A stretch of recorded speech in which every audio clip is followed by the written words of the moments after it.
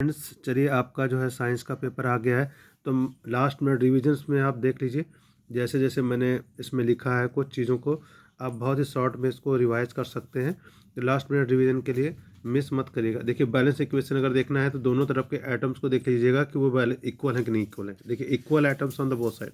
दूसरा type of reaction में अगर अगर कोई भी दो कंपाउंड आपस में रिएक्ट होंगे और एक कंपाउंड दूसरे कंपाउंड से रिएक्ट हो रहा है और एक ही बन रहा है तो कॉम्बिनेशन है। डिकम्पोजिशन में अगर एक एक बड़ा सा कोई कंपाउंड है या कंपाउंड है तो अगर वो रिएक्शन के द्वारा दो छोटे छोटे सेपरेटेड कंपाउंड में टूट जाता है तो उससे डिकम्पोजिशन रिएक्शन। डिस्प्लेसमेंट में क्या होगा, ए प्लस बी प्लस सी है तो क्या हो जाएगा, ये जो ए है ना, देखो ये वाला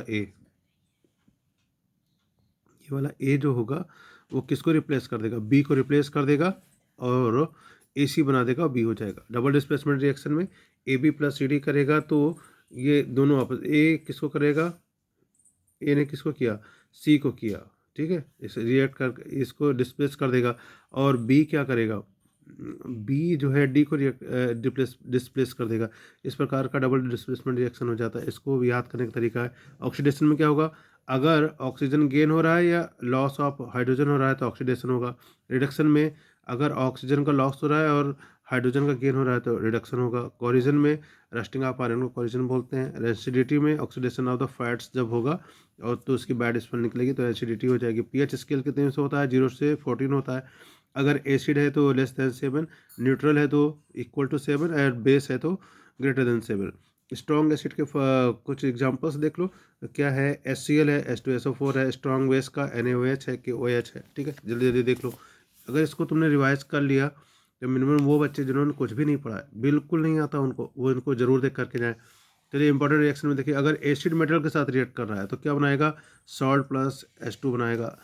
एसिड अगर बेस के साथ रिएक्ट कर रहा है तो क्या बनाएगा, सॉल्ट प्लस H2O बनाएगा। दोनों में क्या डिफरेंस है, अगर मेटल के साथ रिएक्ट किया था तो H2 निकला था और बेस के साथ रिएक्ट किया था तो एसिड वाटर निकला था। इंपॉर्टेंट कंपाउंड्स देख लो। बेकिंग सोडा का NaCO3 होता है। वॉशिंग सोडा का Na2CO3 इंटू 10H2O होता है। ये POP का मतलब प्लास्टर ऑफ पेरिस है। CaSO4 इंटू हाफ H2O है। ब्लीचिंग पाउडर का क्या है, COOCl2 है।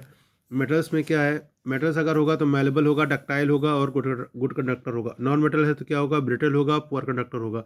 आयनिक बॉन्ड बनेगा तो उसमें क्या होगा, कैसे बनेगा ionic bond, transfer of electron. Electron अगर ट्रांसफर हो रहे हैं तो आयनिक बॉन्ड बनेगा।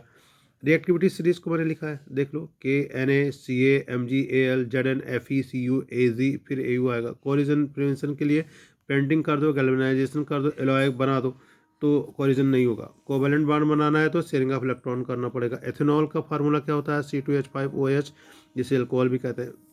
एथेनोइक एसिड का CH3COOH होता है। ये पूछा गया है, कई बार एग्जाम में पूछा गया है, इसको मिस मत करना। सोल्क्लिनाइजिंग का मिसल फॉर्मेशन जब होता है तो वो हो जाता है सोप का। अगला देखिए, ओम्स लॉ का फार्मूला क्या होता है, V=IR। रेसिस्टेंस का फार्मूला क्या होता है, R=ρL/A। पावर का क्या होता है, P=VI² R²V²/R। Unit of power क्या होता है, वाट होता है। सीरीज होगा, अगर कोई भी सीरीज में अगर आपको कोई दिया गया है, कोई न्यूमेरिकल दिया गया है तो उसमें ध्यान दीजिएगा करंट सेम होगी, करंट नहीं बदलेगी। अगर पैरेलल होगा तो वोल्टेज सेम होगा। हाउस होल्ड वायरिंग किस में होती है, पैरेलल में होती है। मिरर का फार्मूला क्या है, 1/F=1/V+1/U है। मैग्निफिकेंस का फार्मूला क्या है, M=HI/HO=V/U होता है। यहाँ पे आई जो है हाइट ऑफ द इमेज को और HO जो है, O जो है ऑब्जेक्ट ऑफ द हाइट को बताता है। कॉनकेव मिरर में अगर कॉनकेव मिरर है तो बच्चों उसमें कौन सी इमेज बनेगी, रियल बनेगी, इन्वर्टेड इमेज बनेगी। कॉन्वेक्स मिरर है तो वर्चुअल बनेगी, इरेक्ट इमेज बनेगी। रिफ्रैक्टिव इंडेक्स किस पे डिपेंड करेगा, speed change of the light में डिपेंड करेगा। अगर मायोपिया है तो कॉनकेव लेंस लगाओ। हाइप्रोमेट्रोपिया है तो कॉन्वेक्स लेंस लगाओ। कॉन्ट्रैक्ट है तो कॉरोडी लेंस लगाओ। स्काई ब्लू किस वजह से है, क्योंकि स्कैटरिंग ऑफ द लाइट हो रहा है, ठीक है। अगली चीज़ देखो, अगर न्यूट्रिशन के बारे में देखें तो न्यूट्रिशन हमारे दो प्रकार के होते हैं, ऑटोट्रॉप्स होता है, हेटरोट्रॉपिक होता है। रिस्पायरेशन में देखते हैं, अगर एरोबिक है तो ऑक्सीजन प्रेजेंट होगा, देखो एरोबिक है तो ऑक्सीजन प्रेजेंट होगा, एनारोबिक है तो ऑक्सीजन अब्सेंट होगा। ट्रांसपोर्टेशन में देखो, जाइलम अगर क्या करेगा, वाटर की सप्लाई करता है। फ्लोएम क्या करेगा, फूड की सप्लाई करता है। एक्सेशन में किडनी हमारी है, नेफ्रॉन हमारे रिस्पॉन्सिबल होते हैं उसके लिए। ब्रेन हमारा कंट्रोल सेंटर है, इसको ध्यान रखना। अगर हमारा रिफ्लेक्स एक्शन होता है तो इसे इमीडिएट रिस्पॉन्स भी कहते हैं। हमारे पास प्लांट के हार्मोन्स कौन कौन से हैं? एक्शन है, ग्रोथ के लिए है, ग्लोबुलिन है स्टेम ऑफ द इनग्लाइजेशन के लिए है, साइटोकिनिन है वो सेल डिवीजन के लिए है, और एब्सिसिक एसिड है तो क्या है, डोर्मेसी के लिए है। अगर अगर अगर रिप्रोडक्शन में जाते हैं तो असेक्सुअल रिप्रोडक्शन होगा तो 1 पेरेंट्स की ज़रूरत पड़ेगी, सेक्सुअल रिप्रोडक्शन होगा तो 2 पेरेंट्स की ज़रूरत पड़ेगी।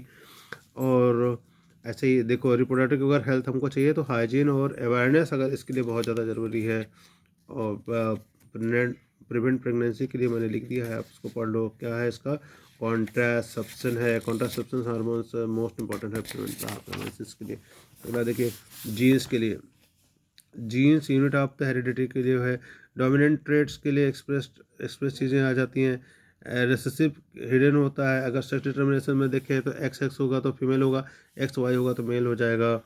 अगर फूड चेन में देखें तो फूड चेन किसको दर्शाता है? एनर्जी फ्लो को दर्शाता है। 10% लॉ क्या है? अगर 10% लॉ तुमसे पूछेगा तो ओनली 10% एनर्जी ट्रांसफर्ड, ऐसा करके है। ओजोन लेयर क्या करता है? प्रोटेक्ट्स फ्रॉम यूवी अल्ट्रावायलेट जो वेव्स होती हैं उनसे हमारी ये प्रिवेंशन करता है।